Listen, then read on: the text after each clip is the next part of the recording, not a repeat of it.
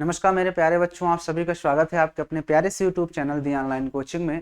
दोस्तों, हम कक्षा 10 का पहला चैप्टर स्टार्ट कर चुके हैं। उसी क्रम में आज हम सीखने वाले हैं प्रश्नावली 1.3, जिसमें हमें ये प्रूव करना है कि कोई भी अपरिमेय संख्या कैसे अपरिमेय होती है। उसे हमें प्रूव करके दिखाना है कि कोई भी संख्या वो कैसे अपरिमेय है। जैसा √3 हम जानते हैं कि वो एक अपरिमेय संख्या होती है, लेकिन हमें क्या करना है, उसे प्रूव करके दिखाना है कि ये एक अपरिमेय संख्या है। तो चलिए इसको देखते हैं और करते हैं। ठीक है, जैसे यहाँ पर लिखा है कि सिद्ध कीजिए √5 एक अपरिमेय संख्या है। तो अपरिमेय संख्या, इसको प्रूव करने से पहले हम एक क्वेश्चन अपने से लेते हैं, उसे हम प्रूव करके देखते हैं कि वो कैसे अपरिमेय है। जैसा हम जानते हैं कि √3 भी एक अपरिमेय संख्या होती है, हम इसे प्रूव करके देखेंगे कैसे ये अपरिमेय होती है। तो जब भी अपरिमेय संख्या को प्रूव करना होता है तो कुछ रूल्स होते हैं, उनको ध्यान से स्टेप वाइज आपको देखना है, तभी आप इस तरह क्वेश्चन कर सकते हो। हम इस तरह क्वेश्चन को जब सॉल्व करते हैं तो हम इसमें विरोधाभास नियम लगाते हैं। कौन सा? विरोधाभास। क्या? विरोधाभास। ठीक है, मतलब उल्टा मानते हैं। विरोधाभास का मतलब क्या होता है? हम उल्टा मान के चलेंगे कि नहीं, ये चीज ऐसा होता है। हम जैसे कहते हैं परिमेय संख्या प्रूव करना, हम मान लेंगे कि ये परिमेय संख्या है, हम माने कि ये एक परिमेय संख्या है, फिर हम आगे चलते जाएंगे, फिर आगे हमको ऐसा कुछ लगेगा कि अरे ये तो अपरिमेय होता है।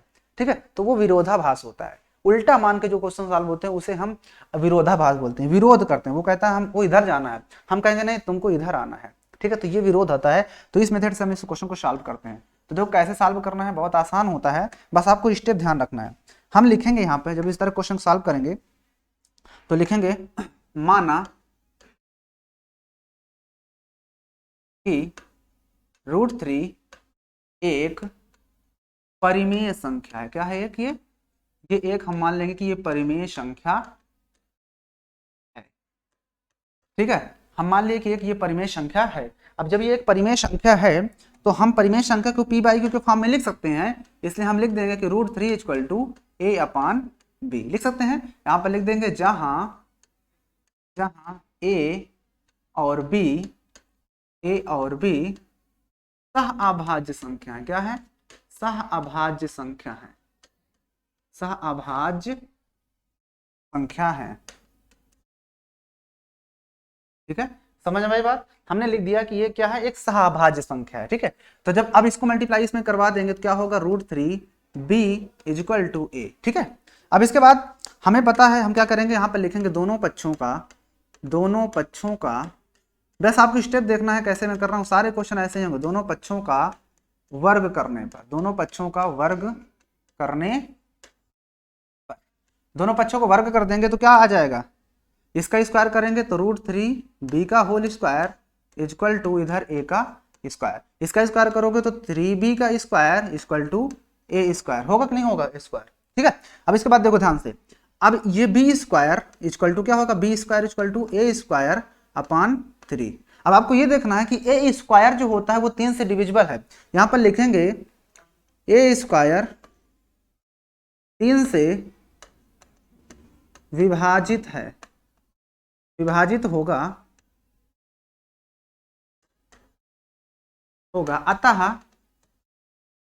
अतः a भी 3 से विभाजित होगा। a भी 3 से विभाजित होगा, ये बात आपको लिखना है यहाँ पर। ठीक है, मतलब जब a स्क्वायर 3 से विभाजित होगा। अगर हम a स्क्वायर को देखो ध्यान से कैसे, अगर मैं कह देता हूँ 5 का स्क्वायर है, ये 5 से मैं इसको डिवाइड कर रहा हूँ। 5 से अगर ये 5 का पावर 2 है, कोई भी संख्या उसका स्क्वायर अगर 5 से डिवाइड हो रहा है तो वो संख्या भी 5 से डिवाइड होगी। देखो 5 × 5 = 25 होता है ना, 25 को 5 से डिवाइड करोगे तो 5 5 जो 25 कट गया। अब मैं कहता हूँ ये स्क्वायर डिवाइड हुआ, अब ये संख्या भी 5 से डिवाइड होगी, यानी सिर्फ 5 को लेंगे तब भी वो 5 से डिवाइड होगा। तो अगर ये a स्क्वायर 3 से डिवाइड हो रहा है तो सिर्फ a भी 3 से डिवाइड होगा। जब a 3 से डिवाइड करेंगे, a को 3 से डिवाइड करेंगे, इसके आगे प्रोसेस यहाँ पर कर रहा हूँ। अगर मैं a को 3 से डिवाइड करूंगा तो कुछ ना कुछ तो आएगा ना, कुछ ना कुछ हमारा बचेगा, कोई पूर्णांक तो आएगा ना। यहाँ पर c क्या है, यहाँ पर लिख देंगे c एक पूर्णांक है। क्या है भाई, डिवाइड करने पर कुछ बच भी सकता है, कुछ ना कुछ तो आएगा ना, तो हमने मान लिया कि c बचेगा। अब इसको मल्टीप्लाई उधर कर दोगे तो a बराबर कितना आ जाएगा, 3c। ठीक है, अब देखो यहां पर जो आया था इसको इक्वेशन नंबर हम 1 मानेंगे। जब स्क्वायर करने के बाद जो आता है उसको इक्वेशन नंबर 1 माना जाएगा। यहां पर जो आएगा इसको इक्वेशन नंबर 2 मानेंगे। ठीक है, अब क्या किया जाएगा, इस a की पावर 3c जो आया है 3c, इस चीज को हमें क्या करना होगा, 3c जो आता है 3c, उसे क्या करना होगा, जो 3c आया है इसको इक्वेशन, इसी वाली इक्वेशन में रखना होता है 3b का स्क्वायर। तो यहां पर लिखेंगे, ठीक है, अब इसके आगे लिखेंगे समीकरण 2 से a का मान समीकरण 1 में रखने पर, 1 में रखने पर, क्या करने पर, रखने पर। तो चलो रखो a बराबर 3c इसमें रखो, ये वाले इक्वेशन में। तो 3b स्क्वायर क्या होगा, 3b स्क्वायर इक्वल टू, इधर रखोगे a बराबर 3c, तो 3c का स्क्वायर हो जाएगा ना। देखो ना, a की जगह मैंने रखा 3c, तो स्क्वायर भी लगाएंगे, इधर हो जाएगा तुम्हारा 3b का स्क्वायर इक्वल टू 3 3 का 9c स्क्वायर। अब 3 1 जा 3, 3 3 जा 9। अब देखो ये 3 को इधर ले आ जाओ, तो b स्क्वायर बटे 3 बराबर c स्क्वायर होगा। अब फिर से वही काम कि अगर b स्क्वायर 3 से डिवाइड होगा तो b भी 3 से डिवाइड होगा 3 से। अगर हम b स्क्वायर को 3 से डिवाइड करेंगे तो कुछ ना कुछ आएगा। तो अगर हम सिर्फ b को 3 से डिवाइड करेंगे, अगर इसी के आगे मैं यहाँ पे कर रहा हूँ, तो b को भी 3 से डिवाइड करेंगे तो कुछ ना कुछ आएगा। अब इस बार हम मान लेते हैं d आएगा, क्योंकि इस बार कुछ और आया था, इस बार b मान लेते हैं। तो यहाँ से b बराबर कितना हो जाएगा, 3d। इसको इक्वेशन नंबर मान लेते हैं, ये थर्ड है, कितना, थर्ड। अब इक्वेशन 1 और 2 को एक साथ देखेंगे। अब मैं उसके आगे का क्वेश्चन इधर कर रहा हूं, यहां पर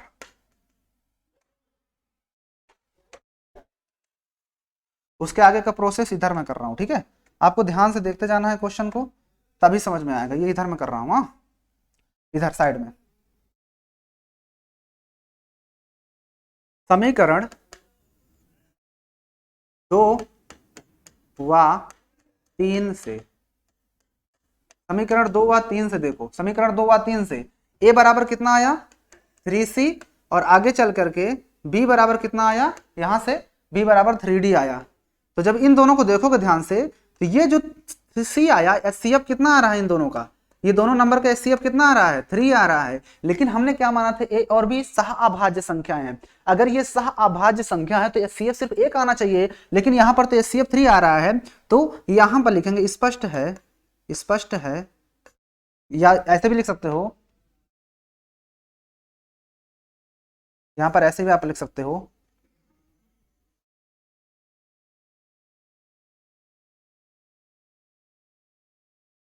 किधर यहां पर लिखोगे, अतः हम स्पष्ट है, हाँ स्पष्ट है, यहां पर लिखेंगे, यहां एचसीएफ बराबर 3, अतः हमारी कल्पना, अतः हमारी कल्पना क्या थी, गलत थी, गलत, गलत थी। अतः √3 एक अपरिमेय संख्या है। क्या है, एक अपरिमेय संख्या है, एक अपरिमेय संख्या है। बस यही प्रूव करना है। नहीं समझाई बात समझाई कि नहीं समझाई। मैंने क्या किया, √3 को हमें अपरिमेय प्रूव करने के लिए हम मान लेंगे कि ये परिमेय संख्या है। जब परिमेय संख्या है तो उसको हम √3 a/b के फॉर्म में लिख सकते हैं। और a और b क्या है, सह अभाज्य संख्या है। हमने क्रॉस मल्टीप्लिकेशन करवा दिया, 3b बराबर a आ गया, दोनों पक्षों का स्क्वायर कर दिया, तो 3b का स्क्वायर बराबर इतना, तो 3b का स्क्वायर बराबर a स्क्वायर, समीकरण 1 मान लेंगे।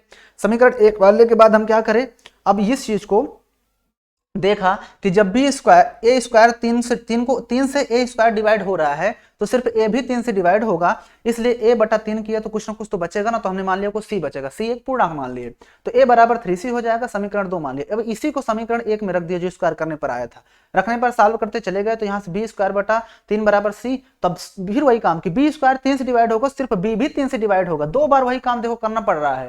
तो यहाँ से बी बराबर 3d, अब बी बराबर 3d आया और यहाँ से a बराबर 3c आया। दोनों हमारे ये a और b क्या थे, सहअभाज्य, तो इनका एचसीएफ सिर्फ 1 आना चाहिए था, लेकिन यहाँ पे 3c 3d 3 ऐसा नंबर है जो दोनों में एचसीएफ आ रहा है। तो इसका मतलब है कि ये भैया हमने जो माना था कल्पना वो गलत थी। यहाँ पर इसका कल्पना क्या थी, गलत थी। अतः √3 क्या है, एक अपरिमेय संख्या है। समझ में आ गया।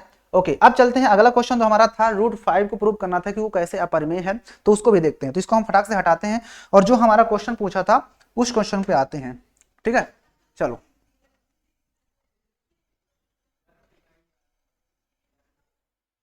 ठीक है, चलो अब आते हैं अगले क्वेश्चन पे। अब हम मान लेंगे यहाँ पर, क्या मान लेंगे कि जो हमारी √5 है, हमें प्रूव क्या करना है इस बार कि √5 हमारा एक क्या होता है,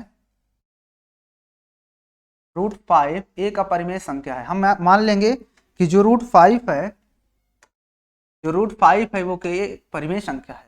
ठीक है, मान लिए परिमेय संख्या। तो जब परिमेय संख्या तो हम लिखेंगे यहाँ पर क्या लिखेंगे कि √5 बराबर क्या होगा, a/b लिख सकते हैं। लिख सकते हैं कि नहीं सकते हैं, क्योंकि a और b क्या है, दोनों a और b, a व b सह अभाज्य हैं, सह अभाज्य।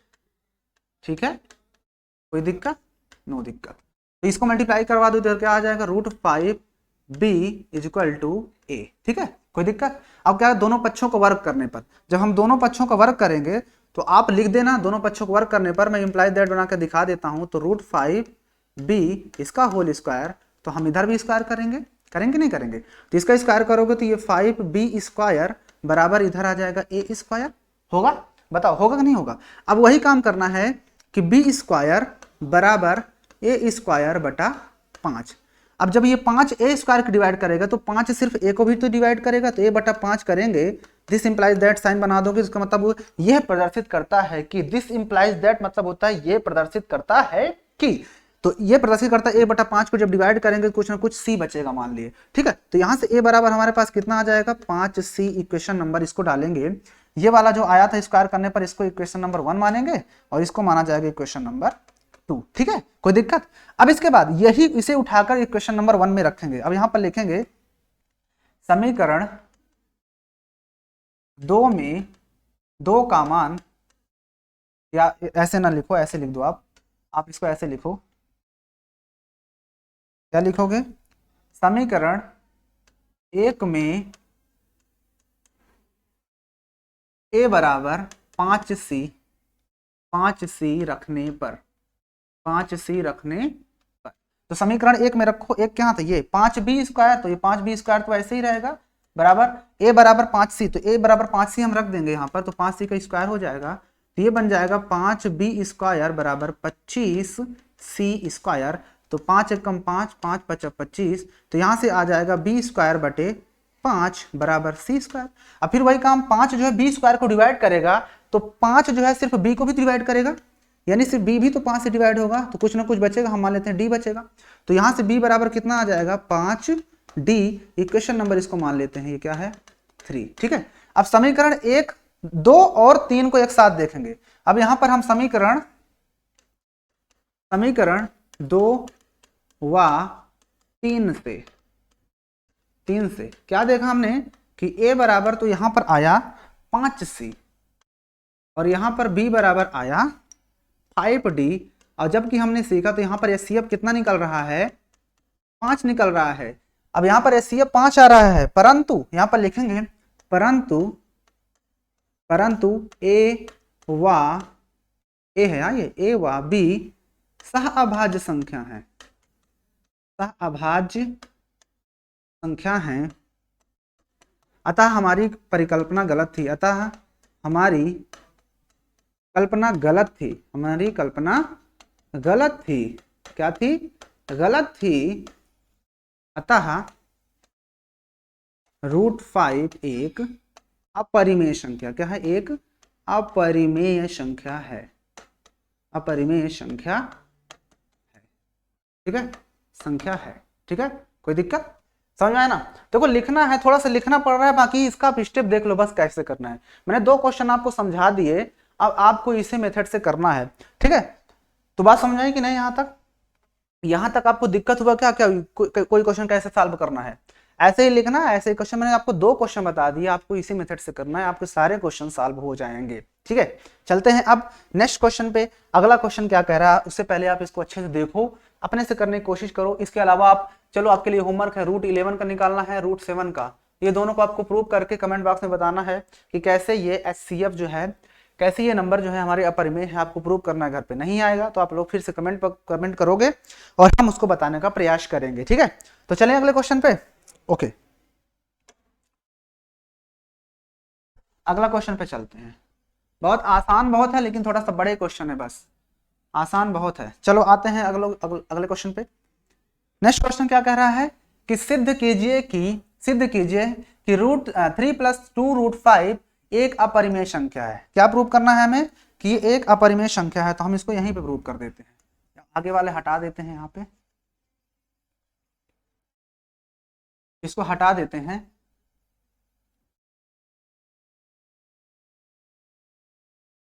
चलो हम इसे प्रूव करने वाले हैं।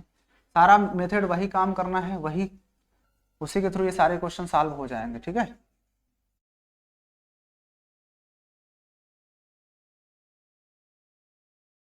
देखो ध्यान से, वही काम करना। जब भी अपरिमेय कहेगा तो हमें उसमें मानना पड़ेगा कि ये एक परिमेय संख्या है। हम क्या करेंगे, मानेंगे कि ये एक परिमेय संख्या है।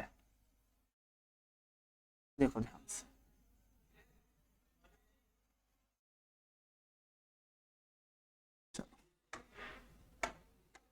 हम इस क्वेश्चन को सॉल्व कर रहे हैं। यहाँ पर लिखेंगे माना कि 3 + 2√5 एक परिमेय है। हम क्या मान लेंगे, एक परिमेय संख्या है।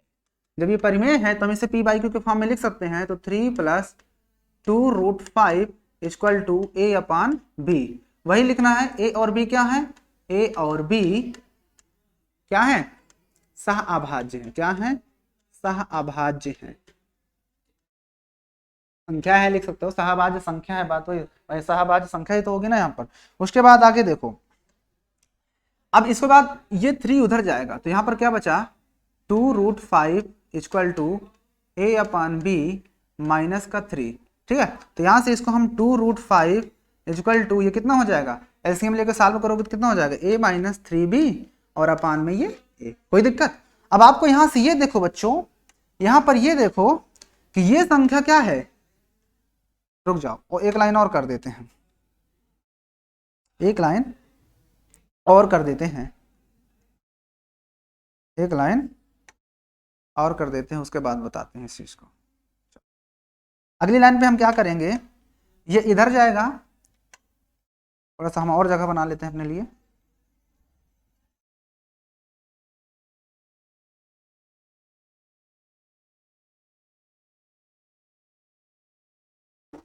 देखिए ध्यान से, चल ये यहां से √5 = क्या हो जाएगा, ये इधर आएगा तो a +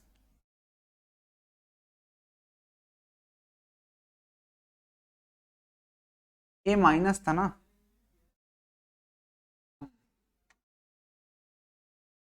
a -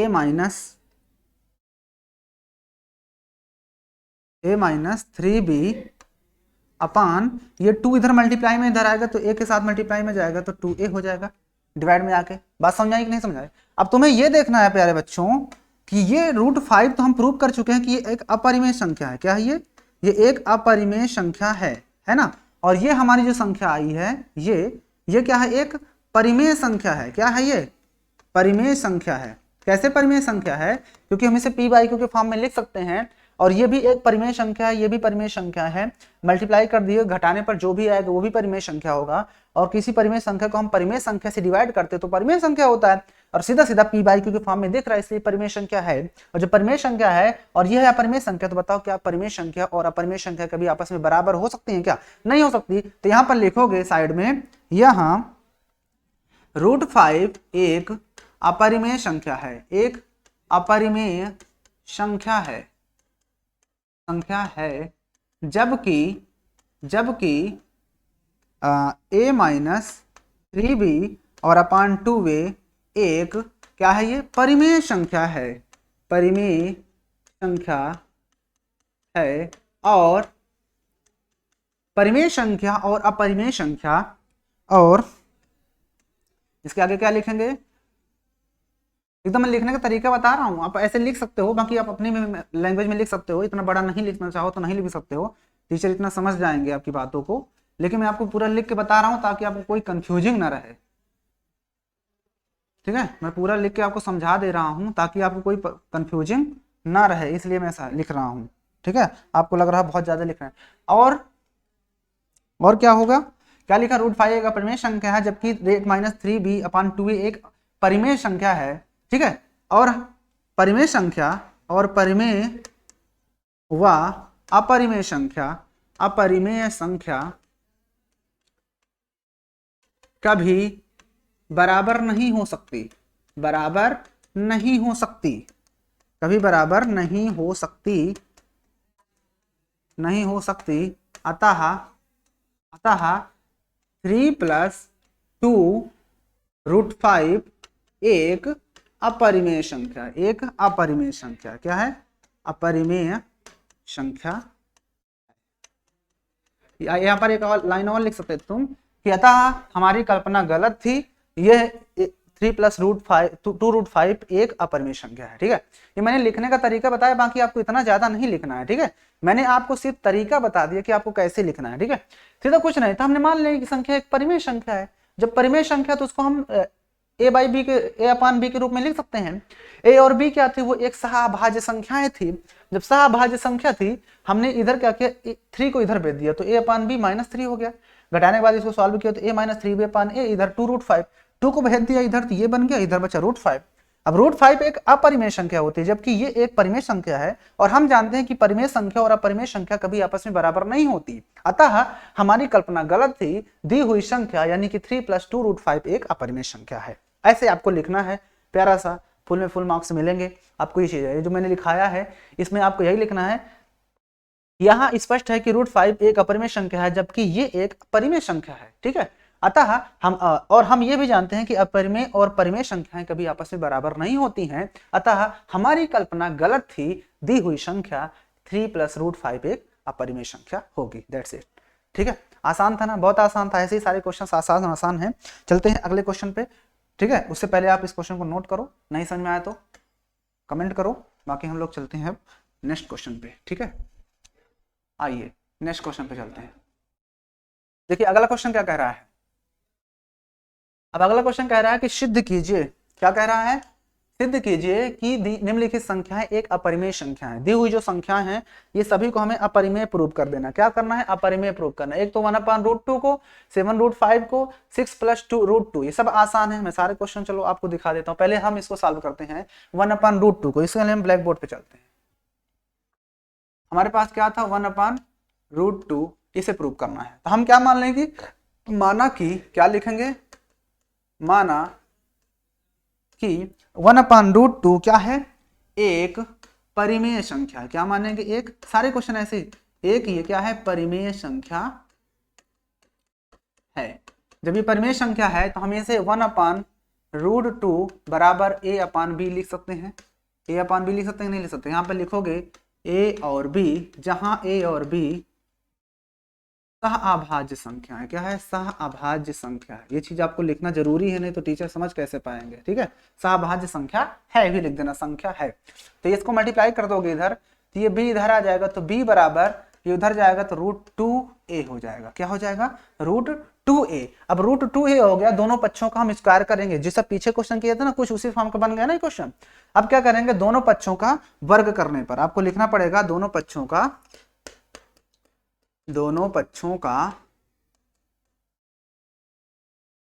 वर्ग करने पर, दोनों पक्षों का वर्ग करने पर जब कर दोगे तो क्या होगा? इधर b² बराबर इधर हो जाएगा √2a का होल स्क्वायर। ये बन जाएगा b² बराबर 2a², है ना। फिर वही काम करना, 2 इधर आएगा तो b²/2, है ना, बराबर a²। अब वही काम, जब b² 2 से डिवाइड हो रहा है तो क्या 2 सिर्फ b को डिवाइड नहीं करेगा? तो b/2 करेंगे तो कुछ ना कुछ बचेगा। हम मान लेते हैं c बचेगा, तो यहाँ से b बराबर कितना आ जाएगा? 2c। इसको इक्वेशन नंबर 2 मानेंगे, और यहाँ पर जो स्क्वायर करने के बाद आया था ये वाला, इसे हम इक्वेशन 1 मानेंगे। ठीक है, अब ये वैल्यू को मैं इसमें रखूंगा। इक्वेशन लिखोगे आगे, समीकरण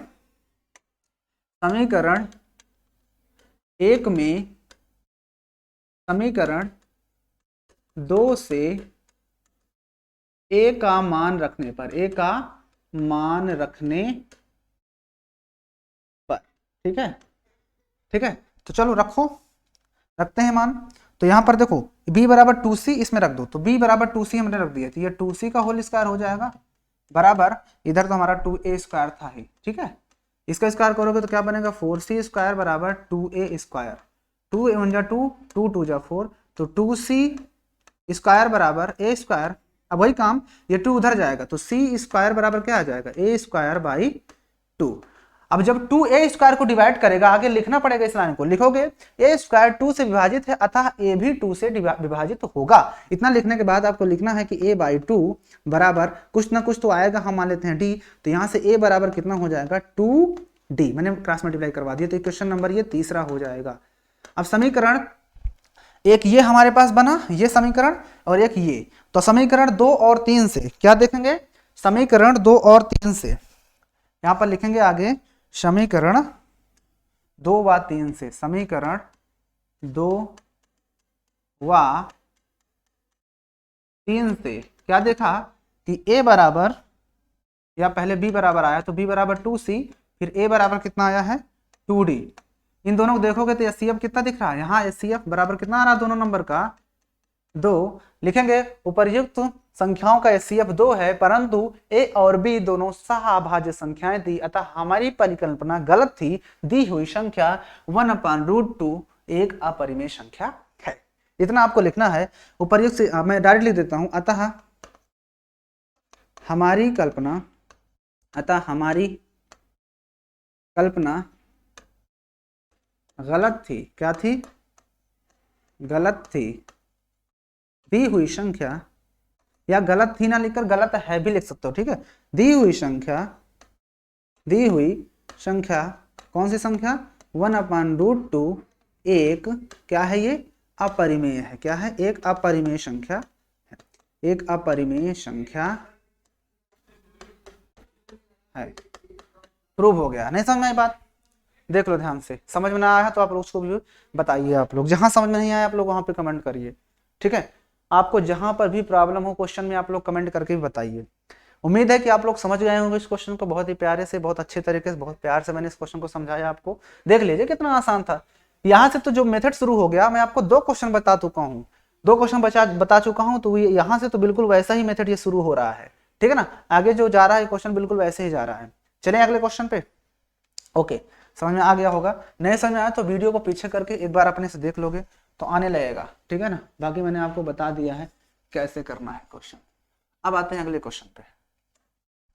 चलिए देखो, अगला क्वेश्चन है 7√5 को प्रूव करना है। कितना, 7√5 को हम प्रूव करने वाले हैं, 7√5 को। तो चलिए फिर से आते हैं वहीं पे, 7√5 को, 7√5 मान लेंगे कि क्या है ये, एक माना, फिर से वही काम करेंगे, माना, वही काम बार बार करना है। माना कि इतना 7√5 एक अपरिमेय संख्या है। क्या है ये, एक अपरिमेय संख्या है। जब ये एक अपरिमेय संख्या है तो हम इस संख्या को हम क्या लिख सकते हैं, 7√5 बराबर a/b लिख सकता हूँ, नहीं लिख सकता हूँ, बिल्कुल लिख सकता हूँ। यहां पर फिर लिखेंगे जहां a व b सह अभाज्य संख्या है। क्या है, सह अभाज्य संख्याएं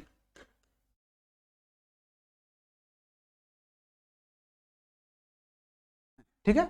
ओके, अब इसको मल्टीप्लाई इधर करा देंगे तो कितना हो जाएगा, 7√5b बराबर, या मत करो ऐसा, और आसान तरीका बता देता हूँ, ऐसा मत करो। सबसे आसान तरीका तो हम एक तरफ अपरिमेय एक तरफ परिमेय दिखाकर कर देते हैं। ये √5 को इधर ही रहने दो, ये a/, ये b के साथ 7 नीचे जाएगा तो 7 भी हो जाएगा। अब देखो बच्चों प्यारों में, ये हमारा क्या है, एक अपरिमेय है। क्या है ये एक अपरिमेय संख्या है नहीं, अपरिमेय संख्या। और ये हमारा क्या है, p/q के फॉर्म में लिखा, तो ये एक परिमेय संख्या है। क्या है कि ये एक परिमेय संख्या है। क्या है, ये एक परिमेय संख्या है। तो वही काम फिर से आपको लिखना है, यहाँ √5 एक अपरिमेय संख्या है, जबकि a/7b एक परिमेय संख्या है। अतः परिमेय संख्या और अपरिमेय संख्या कभी आपस में बराबर नहीं हो सकती। अतः दी हुई संख्या 7√5 एक अपरिमेय संख्या थी, या इससे पहले एक लाइन और भी लिख सकते हो। अतः हमने जो कल्पना मानी थी, हमारी कल्पना गलत है, दी हुई संख्या 7√5 एक अपरिमेय संख्या है। ठीक है, खैर चलो मैं लिख के दिखा ही देता हूं आपको। आपको मैं लिख के दिखा ही देता हूँ, ठीक है। अच्छा ये चीज नहीं कर देना जो मैंने यहाँ पर खींच दिया, आपको ऐसे नहीं करना है, मैंने आपको समझाने के लिए ऐसे बनाया है। ये गोला के तो अंदर तुम भी वहां पे दिखाने लगो एग्जाम में, तो मतलब हो ही गया फिर तो। हाँ, मतलब मौज कर देते हो तुम लोग, क्या बताऊं। चलो लिखेंगे यहाँ पर, यहाँ √5 एक अपरिमेय संख्या है। क्या है? अपरिमेय संख्या है, जबकि जबकि a/7b एक परिमेय संख्या है। क्या है? परिमेय संख्या है। और परिमेय संख्या, परिमेय व अपरिमेय संख्या, अपरिमेय संख्याएं कभी बराबर नहीं होती, कभी बराबर नहीं होती, नहीं होती। अतः हमारी कल्पना, हमारी कल्पना क्या थी? हमारी कल्पना गलत है। क्या है? गलत है। अतः दी हुई संख्या, या इसी नहीं भी लिख सकते हो, सीधा लिख दो। अतः क्या लिख दो? 7√5 डायरेक्ट लिख दो। अतः 7√5 एक क्या है? अपरिमेय संख्या है। एक अपरिमेय संख्या है, एक अपरिमेय संख्या है। प्रूव, यही प्रूव करना था, ठीक है। बताओ कहीं पर प्रॉब्लम है क्या? कोई दिक्कत? आसान बहुत है, देखो लिखना पड़ रहा है, बस क्या लिखना है, ये अपने से लिखना है इस चीज को। आपको करना क्या, एक लाइन का क्वेश्चन था, हमने कर दिया, ठीक है। चलिए अगले क्वेश्चन पर। अगला क्वेश्चन क्या कह रहा है? वाह, एक ही क्वेश्चन बचा, अब तो इसके बाद खत्म है ये एक्सरसाइज। नहीं ये क्या है? ये नहीं, ये अगला एक्सरसाइज में आएगा, ये नहीं है। अब हमें ये वाला प्रूव करना है, क्या कि 6 + √2 एक परिमेय नहीं बल्कि एक अपरिमेय संख्या है ना आसान? चेहरे पे मुस्कुराहट। लास्ट क्वेश्चन की तरफ हम लोग बढ़ते हुए हैं मजेदार तरीके से, काफी बेस्ट तरीके से। उम्मीद है कि आप काफी अच्छे तरीके से मुस्कुरा रहे होंगे, पढ़ाई कर रहे हो ना, तो लाइक तो कर दो भाई। लास्ट क्वेश्चन पे हम लोग पहुंच रहे हैं, आप एक लाइक तो कर ही सकते हो, कर दो एक लाइक, जल्दी से कर दो। चलते हैं 6 + √2 पे, चलिए इसको भी वहीं पे करते हैं। 6 + √2 पे, 6 + √2। देखो हमें सिद्ध क्या करना है? 6 + √2, 6 + √2 ही था ना यार, और कुछ था? बस 6 + √2 ही है। चलो इसे प्रूव करना, तो हम वही काम करेंगे, लिखेंगे माना कि इतना 6 + √2 एक क्या है? अपरिमेय संख्या। ये तो बहुत आसान है, एक परिमेय संख्या। क्या है? एक ये परिमेय संख्या है, हमें ये प्रूव कर देना है। ये क्या है? एक ये परिमेय संख्या है, एक परिमेय संख्या है। हमने ये मान लिया कि एक ये परिमेय संख्या, ठीक है। तो जब परिमेय संख्या है 6 + √2, तो हम इसे a/b के रूप में लिख सकते हैं। और यहां पर फिर से दिखाना पड़ेगा ये चीज, जहां a व b क्या है? सह-अभाज्य संख्या है। क्या है? सह-अभाज्य संख्या है, ठीक है, सह-अभाज्य संख्या। तो जब ये सह-अभाज्य संख्या है, तो हम यहाँ से √2 बराबर निकालेंगे, दिस इंप्लाइज दैट भी बना सकते हो, a/b। ये 6 उधर जाएगा तो माइनस का 6 जाएगा, तो यहाँ से √2 बराबर क्या होगा? a - 6b, और अपान में b आएगा। आएगा कि नहीं आएगा? आएगा या नहीं आएगा? वही काम फिर से आपको लिखना है कि ये √2 जो है ये एक अपरिमेय है, a - 6b एक परिमेय संख्या है। लिखेंगे सीधा सीधा वही चीज फिर से लिखना है हमें। लिखेंगे यहाँ √2 एक अपरिमेय संख्या है, एक अपरिमेय संख्या है,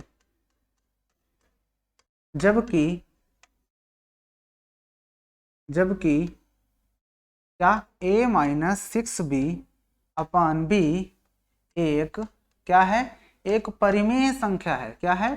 अपरिमेय संख्या है और आगे क्या लिखोगे, और परिमेय संख्या, या सीधा सीधा लिख सकते हो परिमेय संख्या या अपरिमेय संख्या, अपरिमेय संख्या व परिमेय संख्या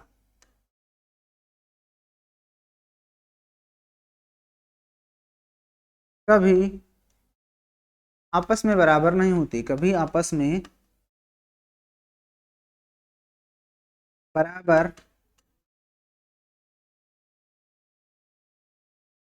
नहीं होती, नहीं होती। अतः हमारी कल्पना क्या थी, अतः हमारी कल्पना, या इसी के आगे विरोधाभास भी लगा सकते हो, विरोधाभास कल्पना गलत है, या गलत थी, गलत है कर दो, कुछ भी गलत है। व दी हुई संख्या, व दी हुई संख्या, कौन सी संख्या, 6 प्लस √2 एक अपरिमेय संख्या, क्या है, एक अपरिमेय संख्या है। हेंस प्रूव इति सिद्धम। हो गया ना, आसानी से, बहुत ही सरल स्वभाव में, सरल भाषा में हमने चैप्टर को खत्म करने की कोशिश की।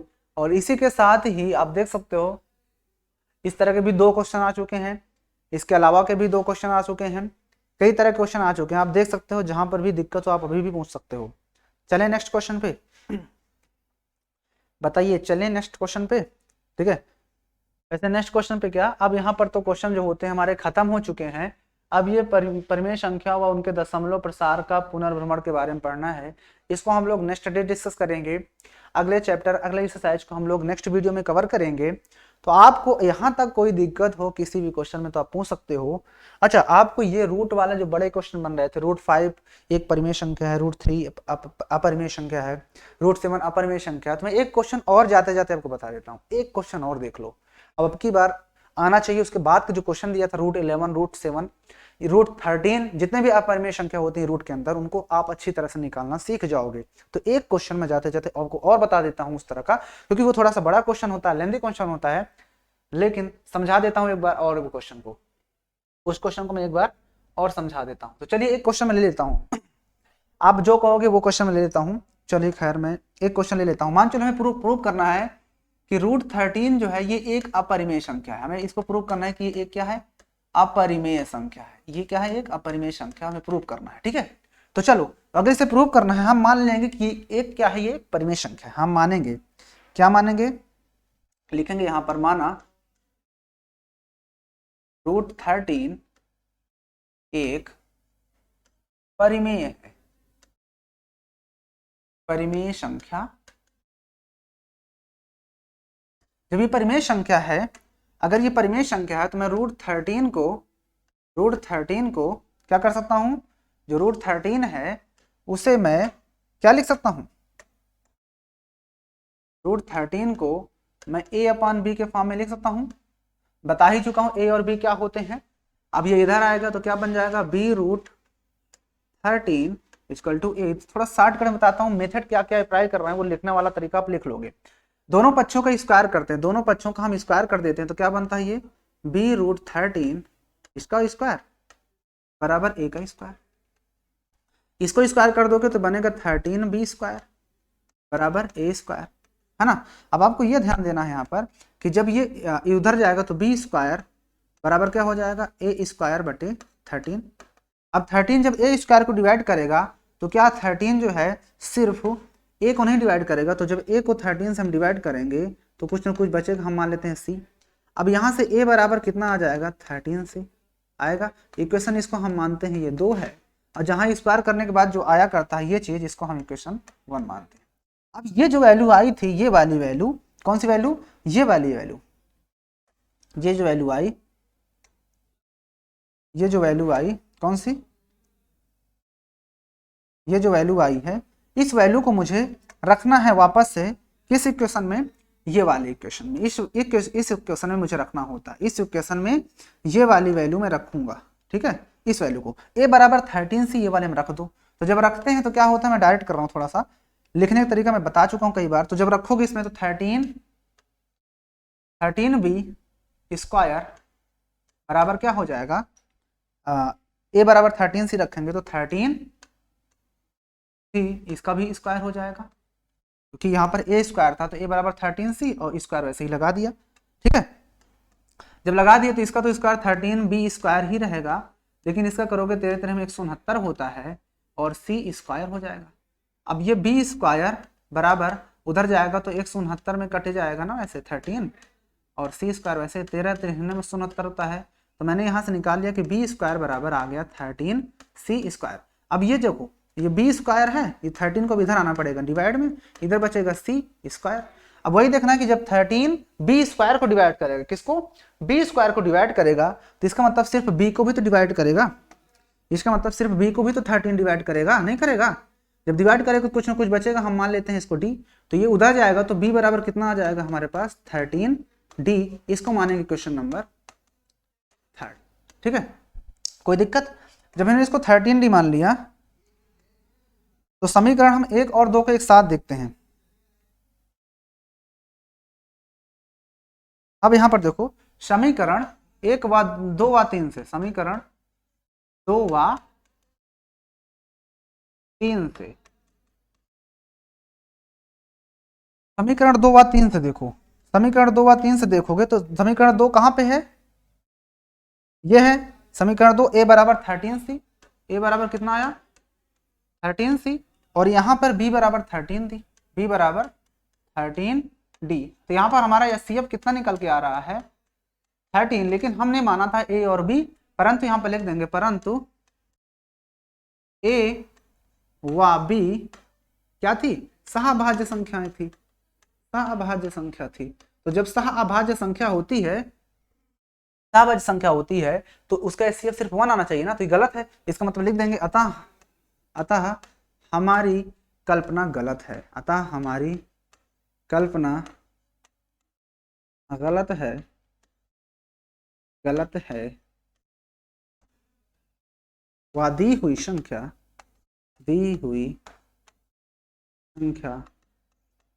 क्या है, √13 क्या है, एक अपरिमेय संख्या है, क्या है, एक अपरिमेय संख्या है,